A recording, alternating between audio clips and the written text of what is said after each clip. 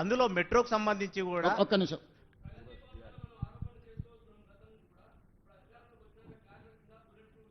ఉన్నాయి అడిగిన బట్టి గారిని అడిగిన బాత్రూంలో కూడా బుల్లెట్ ప్రూఫ్ అద్దాలు ఉన్నాయి. బట్టి గారిని నేను అడిగిన. ఇప్పుడు తీస్తే ఇంకెక్కువ ఖర్చు అవుతుందని ఏం చేస్తలే. ఇవే కాదు, ఢిల్లీలో కూడా రాండి, నేను ఉంటున్నా కదా ఢిల్లీలో ఇంట్లో కూడా అన్నిటికీ బుల్లెట్ ప్రూఫ్ అద్దాలు పెట్టించిండు.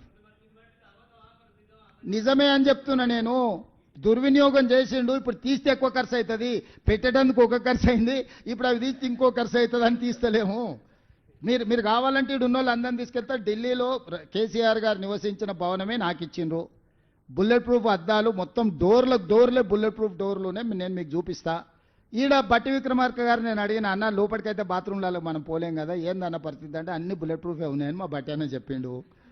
మీరు కావాలంటే ఒక చిన్న విహారయాత్ర కింద మరి బట్టి అన్న రిక్వెస్ట్ చేస్తా, మిమ్మల్ని అందరం తీసుకుపోయి చూపిస్తా. సార్ సీఎం గారు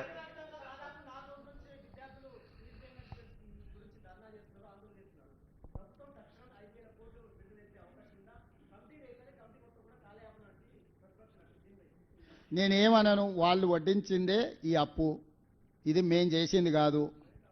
2014 నుంచి ఇప్పటి వరకు చదువుకున్న విద్యార్థులు ఎవరు, ఫీజు రియంబర్స్మెంట్ పొందిన సంస్థలు ఎవరు, ఈరోజు ఎవరెవరికి బకాయి ఉంది, ఏదన్నా సిట్ ఏర్పాటు చేసి విచారణ చేద్దాం. 2014-15 చంద్రశేఖరరావు గారు అసెంబ్లీలో మాట్లాడి ఒక విజిలెన్స్ అండ్ ఎన్ఫోర్స్మెంట్ను అపాయింట్ చేసి నివేదిక ఇచ్చిండ్రు. ఆ నివేదికను ఎందుకు తొక్కిపెట్టారు చర్యలు తీసుకోకుండా? దాని మీద కూడా చర్యలు తీసుకుందాము.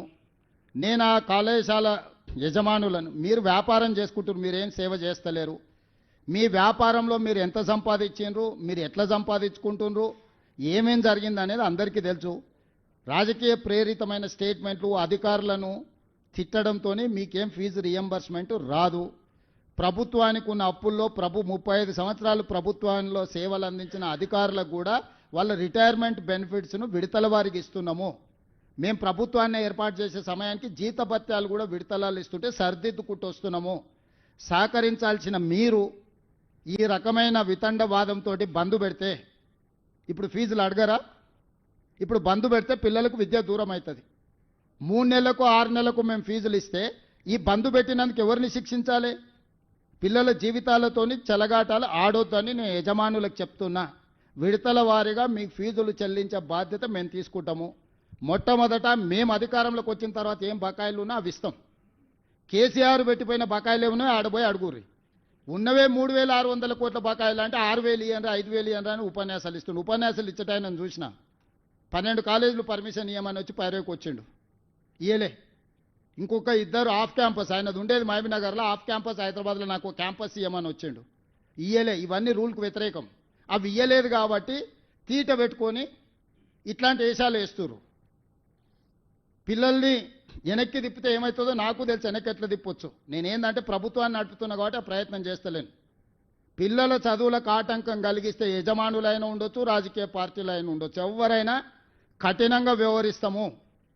మీ డబ్బుల కోసం పిల్లల జీవితాలతోని చెలగాటం ఆడకండి. ఈరోజు మీరు బంద్ పెడితే అకాడమిక్ ఇయర్ లాస్ అయిపోతే ఆ పిల్లలకు చదువు తిరిగి రాదు. ఇవాళ మీ ఫీజు రియంబర్స్మెంట్ తిరిగి వస్తుంది. పిల్లలకు మీరు చేసే అన్యాయం తిరిగి వస్తుందా? చెప్పండి. మీరు కూడా మీ పిల్లలు పోతున్నారు, మా పిల్లలు మీ పిల్లలు అందరూ చదువుకుంటారు. ఇవాళ పిల్లలకు చదువు చెప్పకుండా కళాశాలలు బంద్ పెడితే 3 నెలల తర్వాత ప్రభుత్వం నిధులు ఇచ్చింది అనుకో. ఇప్పుడు ఈ విద్య దూరమైన పిల్లలు ఏం కావాలి చెప్పండి? ఫేస్ రికగ్నేషన్ పెట్టిన పిల్లలకు టీచర్లకు తప్ప, ల్యాబ్లు ఉన్నాయా లేవా పరిశీలించమని చెప్పిన తప్ప, టీచర్లు ఉన్నరా లేరా చదువు చెప్పేటోళ్ళు ఉన్నారా లేరా చూడండి అని చెప్పిన తప్ప, భవనాలు ఉన్నాయా లేవా చూడండి అని చెప్పిన తప్ప, పరిశీలించడానికి వెళ్తున్నాం మేము. ఎవరి మీద కేసులు కట్టలేదు, పరిశీలనకే రాని మేము తాళాలు వేసుకొని పోతామంటే ఏ రకమైన వ్యవహార శైలితో ఉన్నారు మీరు చెప్పండి? మీరే పిల్లల తల్లిదండ్రులు, మీ పిల్లల కోసమే కదా. ఈరోజు నాణ్యమైన విద్య అందించడానికి ఫీజు రియంబర్స్మెంట్ ఇస్తున్నాం. మీరు విద్యనే అందించం బంద్ పెడతామని అంటే ఇంకా మీతో చర్చించడానికి ఏముంది? విడతల వారీగా నిధులు విడుదల చేస్తాం. నిధులకి ఇబ్బంది లేదు. ఉన్న పరిస్థితుల్లో అన్నిటినీ సమన్వయం చేసుకుంటాం. వెల్ఫేర్ హాస్టల్స్ ఉన్నాయి, ఎడ్యుకేషన్ ఇన్స్టిట్యూట్స్ ఉన్నాయి. ఈరోజు అందరినీ సమన్వయం చేసుకోవాలి. ఒక్క కాలేజీ యజమానులే కాదు, ప్రభుత్వ ఉద్యోగులు ఉన్నారు, రిటైర్డ్ అయిన ఉద్యోగులు ఉన్నారు, పెన్షనర్స్ ఉన్నారు, అగ్రికల్చర్ ఫార్మర్స్ ఉన్నారు, ఉమెన్ ఉన్నారు, మీడియా మిత్రులు ఉన్నారు. ఢిల్లీకి పోతే మీ వాళ్ళు మాకు సార్ రాజీవ్ ఆరోగ్యశ్రీ ఢిల్లీలో ఇంప్లిమెంట్ అవుతలేదు, మీరు ఏదో ఒకటి చేయాలని అడిగినారు. ఏదో ప్రయత్నం చేస్తున్నాము. ఏదో ఈ సమస్యలు కొత్తగా రేవంత్ రెడ్డి వచ్చినాకనే పుట్టుకొచ్చినాయి. ఈ సమస్యలకు మొత్తం రేవంత్ రెడ్డి కారణం అన్నట్టు మీరు ఏ రాజకీయ పార్టీలతో అంటగాగుతారు, మీ వెనకాల ఎవరుండో తెలుసుకోలేనంత నిద్రావస్థలు ఉన్నామా మేము? మాట్లాడుతున్న 3-4 పేర్లు తీయండి, వాళ్ళు ఏమేమి అడిగినో గవర్నమెంట్ను చూడండి. అవి ఇయ్యనందుకే కదా మీరు ఇవన్నీ చేస్తున్నది. బ్లాక్మెయిల్ చేస్తుర్రా గవర్నమెంట్ను? మీ కాలేజీలో ఏమున్నది ఏం లేదు, మీరు ఎట్లా తీసుకుంటారో, ఎన్ని షిఫ్టింగ్ అడిగిండో, వాళ్ళ నాయకుడు అనేట ఆయన ఎన్ని కాలేజీలు షిఫ్టింగ్ అడిగిండు, మూతబడ్డ కాలేజీలకు ఎన్నిటికి పర్మిషన్ అడిగిండు. ఇవ్వకపోతే ఈరోజు దాన్ని అడ్డం పెట్టుకొని ఎవరెవరు ఆఫ్ క్యాంపస్లో అడిగినారు, ఎవరెవరు కొత్త కాలేజీలు అడిగారు, ఎవరెవరు ఏం అడిగినారో నా దగ్గర లిస్ట్ ఉంది.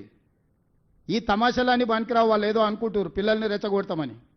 నేను సంఘాలకు కూడా విజ్ఞప్తి చేస్తున్నా, దయచేసి మన పిల్లలే వాళ్ళు స్కూళ్ళు కాలేజీలు బంద్ పెట్టి ఏదో చేస్తాం అనుకుంటే మాత్రం అది పిల్లలకు అన్యాయం జరుగుద్ది.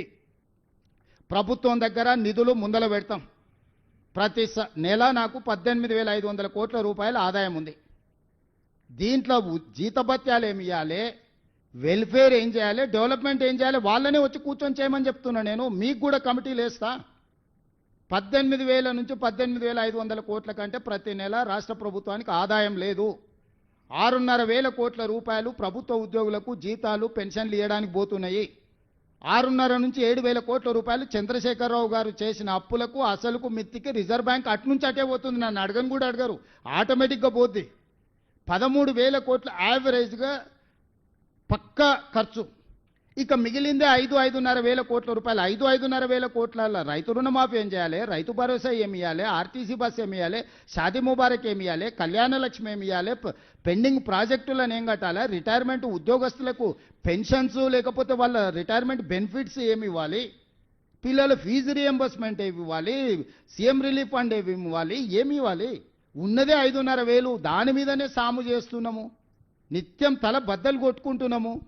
సహకరించాల్సింది పోయి ఆదాయం ఉంటే మేము ఆపుకుంటున్నాం. వాళ్ళనే కమిటీ ఏమనుంది, వాళ్ళ చేతికే చిట్టి అప్పచెప్తారు. రేపు 3 నెలలు డిసెంబరు, జనవరి, ఫిబ్రవరి, మార్చి 4 నెలల ప్రణాళిక వాళ్ళనే ఏమన్నారు. మొత్తం ఆదాయం వాళ్ళకి అప్పచెప్తాం. గల్లపెట్ట కాడ వాళ్ళనే కూర్చోబెడతాం. కాలేజీలో చదువులు చెప్పేటోళ్ళు మేనేజ్మెంట్లు తెలిసిన వాళ్ళే కదా, వాళ్ళ వెనకాల ఉన్నోళ్ళు వాళ్ళు కూర్చొని 18,000 నుంచి 18,500 కోట్లు ఏదైతే మనకు ఆదాయం వస్తుందో దేనికి ఖర్చు పెట్టాలని చెప్పండి. జీతాలు ఆపాలనా? బ్యాంకు మిత్తులైతే మనం ఆపినా ఆగదు. రైతు భరోసా ఆపాలనా? షాదీ